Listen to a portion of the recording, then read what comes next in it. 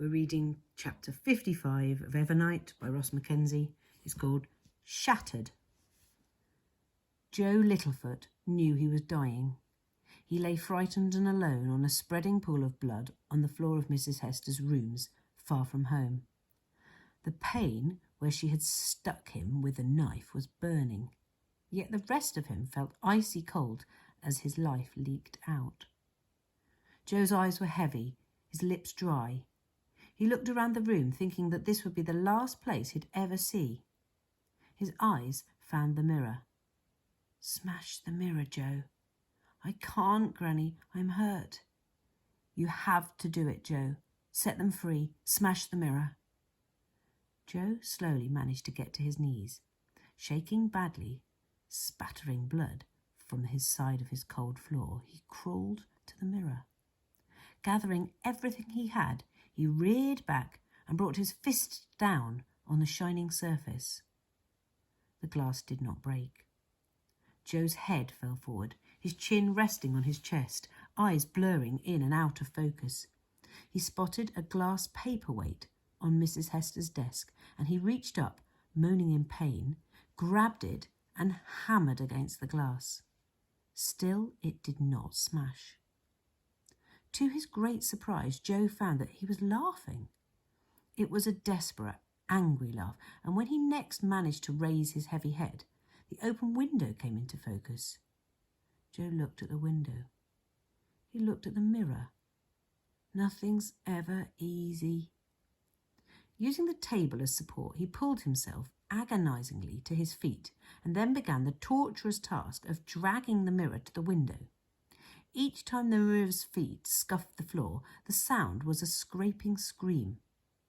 Blood from his wound dripped on the floor, and after each effort he had to stop and gather his strength.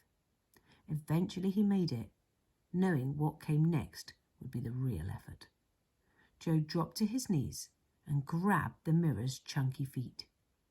He took a deep breath, tried to lift the mirror, and screamed in pain. "Oh no, I didn't drag it all the way over here to give up now. Come on, Joe, come on." He grabbed the feet, lifted, screamed in pain again, only this time he fought through, pushed and pushed, felt the mirror lift and lift some more, and teeter on the window ledge. Then, with a final triumphant roar, he sent the mirror spinning down the side of the palace. Joe leaned out, half hanging from the window, watching the mirror fall. Far, far below, it hit the ground. Finally, Mrs. Hester's mirror smashed. When the mirror hit the ground, it exploded with such force that the sound could be heard across the city. In the graveyard, Mrs. Hester let out a shrieking scream. She stopped scratching and biting and clawing at 88, and he watched in puzzled horror as her skin began to melt and run like candle wax. Her hair turned dirty grey and fell out, leaving her mostly bald.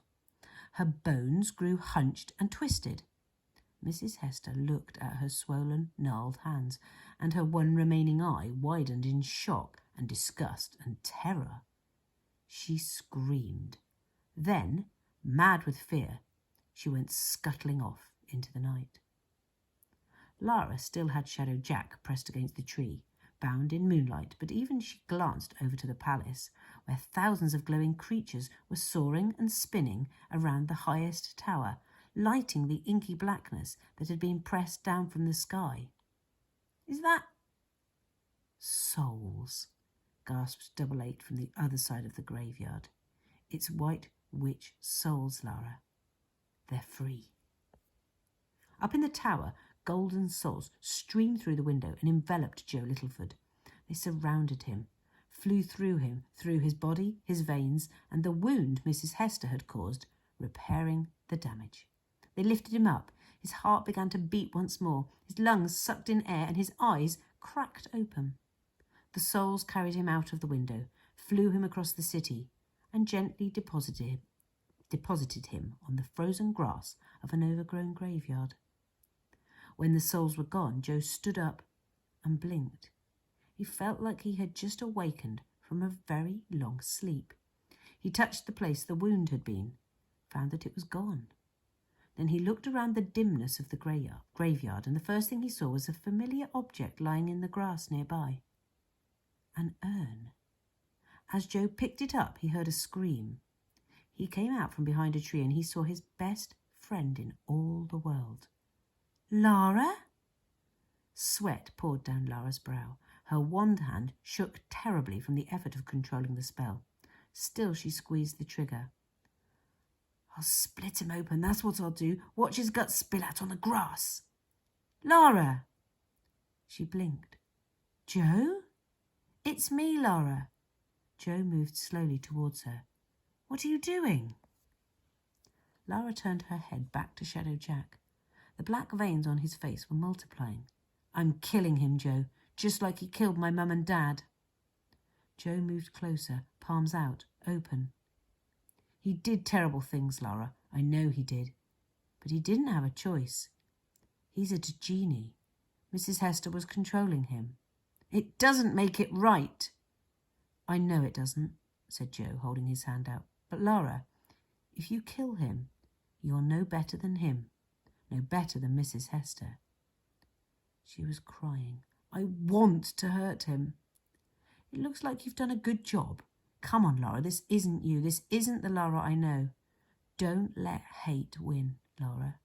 If hate wins, what's the point of anything?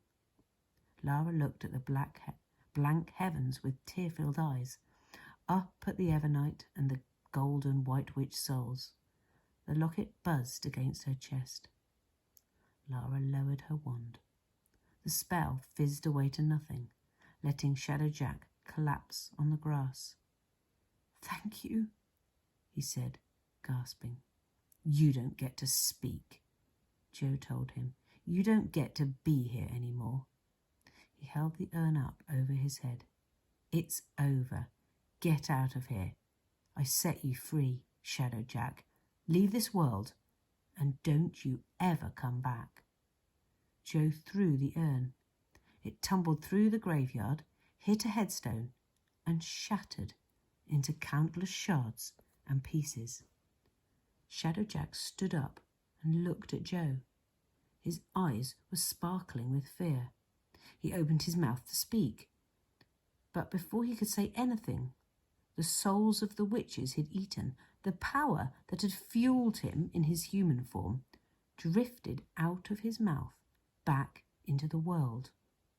Lara's own mouth dropped open, and she wiped her eyes and reached out as she watched the souls floating away towards the next life, fading, knowing in her heart that her parents were among them. Goodbye, she whispered. When the last soul was gone, Shadow Jack turned to dust and went with the wind to find his brothers and sisters.